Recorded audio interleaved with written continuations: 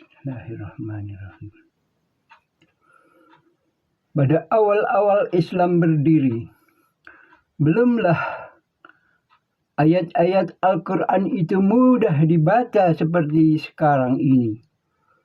Karena waktu itu ayat-ayatnya masih gundul, belum bersakal, belum ada titik-titiknya, belum ada dhammah, kasroh, dan sebagainya. Ayat-ayat itu turun dari Allah Subhanahu wa Ta'ala kepada Nabi Muhammad Sallallahu Alaihi Wasallam dan perantaraan malaikat Jibril. Lebih kurang 23 tahun lamanya. Ayat per ayat turun selama kurang lebih 23 tahun itu. Lalu Rasulullah Shallallahu Alaihi Wasallam mengajarkan kepada para sahabatnya. Para sahabatnya menghafalnya. Bahkan ada yang menuliskan di batu-batu, di kayu-kayu, di kulit binatang, dan sebagainya. Rasulullah menerangkan kepada para sahabatnya sehingga para sahabatnya menjadi faham. Namun setelah Islam berkembang jauh keluar bangsa Arab, maka sulitlah bagi bangsa-bangsa di luar Arab itu untuk membacanya. Karena ayat-ayatnya masih gundul, belum bersakal seperti ini. Masih bahkan tanpa titik-titik segala. Maka lahirlah para ahli tata bahasa Arab untuk berjuang memudahkan untuk dibaca bagi bangsa di luar Arab. Mereka adalah para ahli nahwu sorof. Dan sekarang kita dapati Al-Quran mudah kita baca karena sudah bersakal. Dan kita ucapkan terima kasih kepada mereka yang telah memudahkan kita untuk membacanya. Seperti wa ila samuda akhahum sholihan. Ini kalau bukan orang tata bahasa nggak bisa membacanya dengan mudah. Tapi mereka telah berjuang untuk memudahkan kita baca. Seperti wa ila samuda, seharusnya wa ila samudi karena kemasukan huruf jar. Tetapi mengapa samuda? Ini karena samuda adalah isim ghairu munsharif. Jadi dia tetap dibaca samuda. Wa ila samuda akhohum. Akhohum sebagai badal. Maka yang mengikuti di depannya samuda. Sholihan badal kedua. Qala adalah fi'il madhi. Fi'il madhi harus berfa'il. Fa'ilnya adalah huwa. Huwa itu kembali kepada sholihan. Ya qaumi budullaha. Ya qaumi budullaha. U'budullaha. U'budu adalah fi'il amar. Tapi fa'ilnya adalah banyak. Kalau fa'ilnya cuma seorang ya u'bud. Kemudian u'buda. Itu berdua orang. Kalau banyak orang ya jadi u'budu. Gitu. U'budullaha. Allah dibaca Allah bukan Allahu. Karena dia itu maf'ul bih. U'budullaha. Yaitu di fathah. Karena sebagai maf'ul bih. Malakum min ilahin ghairuhu. Ini jumlah ismiyah ini. Ini khabarnya ghairuhu. Ini malakum ini khobar muqaddam namanya. Khobar yang didahulukan. Makanya ya ghairuhu dibaca ghairuhu bukan ghairihi. Karena dia tuh mubtada muakhar. Huwa itu adalah dhamir. Dhamir munfasil dia itu adalah mubtada juga. Sedangkan khabarnya adalah ansa'akum jumlah fi'liyah. Ansa'a fi'il madhi. Fa'ilnya adalah huwa. Kum adalah maf'ul bihnya. Minal ardi min harfu jarin. Al ardi majrur bimin. Alamatu jarihi kasrah. Dahiratun fi akhirih. Li'annahu ismun mufradun munsharifun. Tanbinuhu mahdhufun. Li'annahu dukhulil al. Kemasukan al. Jadi dia dibaca ardi bukan ardin. Karena ada alnya di sini. Kalau nggak ada alnya ardin min ardin. Gitu. Tapi karena ada alif lam jadi minal ardi. Wasta'marakum. Nah ini fi'il madhi nih. Istamara yastamiru istimaron. Mustamarun. Nah, istamara adalah fi'il madhi wazana daripada istaf'ala. Ini asal kata daripada amaro. Fiha fi harfu jarin. Nah, ini memajurkan hak domir. Aja karena domir itu mabni maka dia tidak ada kasrahnya. Fastaghfiruhu. Kemudian summa tubu ilaihi. Inna rabbi qaribun mujibun. Inna ini adalah tansibul isma wa tarfa'ul khabar. Nah, inna rabbi ini adalah mansub. Tetapi karena dia ada bertemu dengan domir ya, nah, maka dia baca inna rabbi qaribun mujibun. Qaribun mujibun ini adalah khabaru inna, maka dia dibaca marfu, tandanya ada dhammah ini. Nah, mujibun ini adalah naat. Naat qaribun mujibun. Dekat yang menjawab. Ya, ini. Inna rabbi qaribun mujibun. Baiklah kita artikan saja. Wa ila samuda akhahum sholihan. Dan kepada kaum Tsamud. Akhahum ialah saudara mereka yang bernama Soleh. Nabi Soleh maksudnya. Qala ya qaumi ubudullaha ma lakum min ilahin ghairuh. Berkata Nabi Soleh tadi, hai kaumku, sembahlah Allah yang tidak ada Tuhan selain Dia. Wa ansakum minal ardi wastamarakum fiha. Dialah yang telah membangkitkan kamu dari bumi dan meminta kamu sekalian memakmurkan fiha di dalamnya.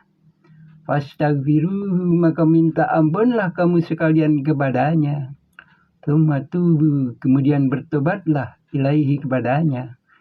Inna rabbi qaribun mujibun. Sesungguhnya Tuhanku itu maha dekat lagi menjawab doa-doa.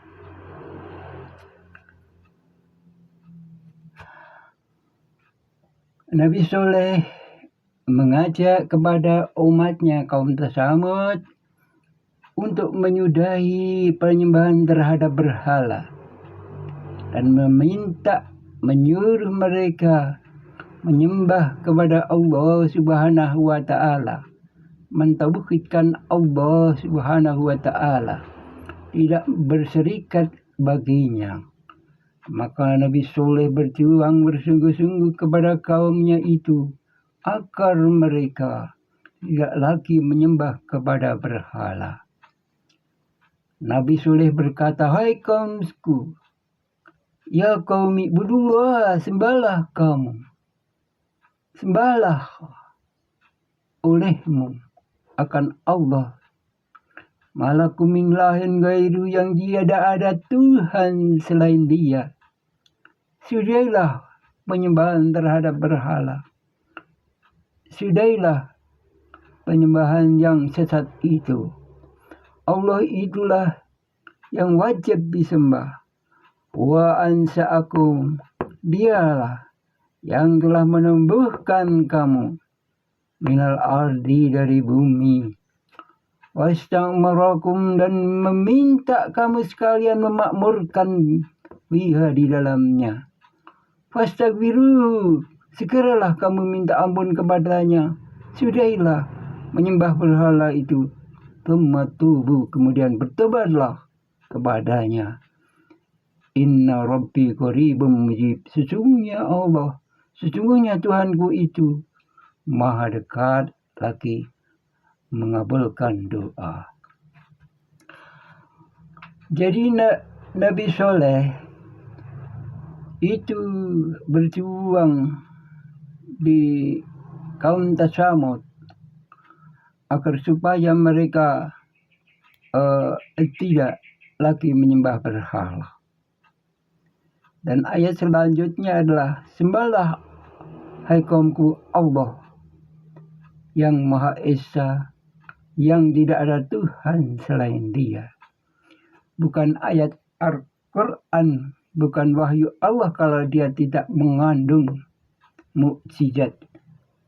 Ini mukjizatnya adalah ilmu pengetahuan. Di mana orang-orang pada waktu itu belum tahu, ini Al-Quran sudah mengatakan, wa ansa'akum minal ari. Dia, manusia itu tumbuh dari bumi. Manusia itu lahir dari bumi. Tidak dari mana-mana.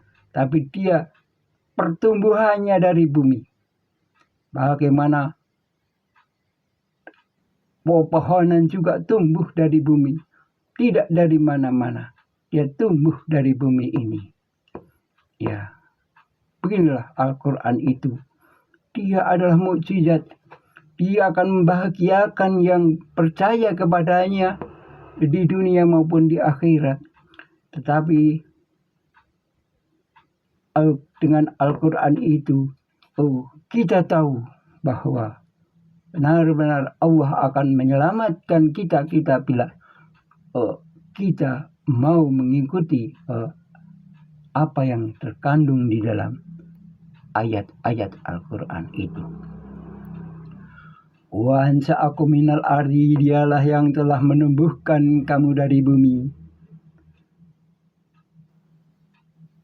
Wasta'marakum, dan meminta kamu sekalian, wahai manusia, memakmurkan di dalamnya. Jadi manusia hidup di bumi adalah untuk memakmurkannya. Maka fastaghfiruh, maka minta ampunlah kamu sekalian kepadanya. Sudahilah menyembah berhala tersebut. Ya, sudahilah. Jangan lagi menyembah berhala. Tsumma tubu, dan bertobatlah kepadanya. Kecuali Nabi Adam alaihi salam, karena ia diciptakan Allah untuk memimpin manusia yang telah ada di bumi itu, tumbuh di bumi itu. Nabi Adam ia diciptakan untuk menjadi khalifah di bumi. Itu diterangkan di ayat-ayat atau di awal-awal surat Al-Baqarah. Nabi Adam bukan dari bumi, tapi dia dari surga. Diciptakan dari tanah di surga. Dihembuskan ruh Allah ke dalamnya. Fa'idha nafakhtu fihi min ruhi faqa'u lahu sajidin. Begitu ayatnya. Jadi diciptakannya Adam itu adalah untuk menjadi khalifah di bumi, memimpin manusia-manusia saat itu yang memang sudah ada, karena diciptakan daripada bumi. Di bumi ini ansa'akum minal ardi, ia tumbuhkan dari bumi. Ini tidak bertentangan dengan ilmu pengetahuan, di mana manusia memang berasal dari planet bumi ini, tidak dari mana-mana. Demikian juga tumbuh-tumbuhannya. Jadi setelah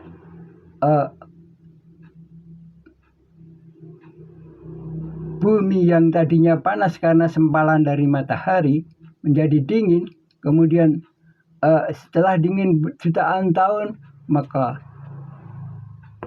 tumbuh-tumbuhan dan binatang-binatang serta manusia yang masih dalam keadaan sederhana sekali dan tumbuh menjadi ahsani takwim seperti sekarang ini. Dan kita itu diminta oleh Allah, wasta'marakum, Allah meminta kamu sekalian wahai manusia, untuk memakmurkan bumi.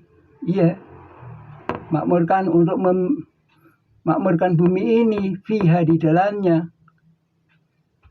Jadi bukan untuk apa-apa, kita untuk memakmurkan bumi ini, beribadah kepada Allah. Iya.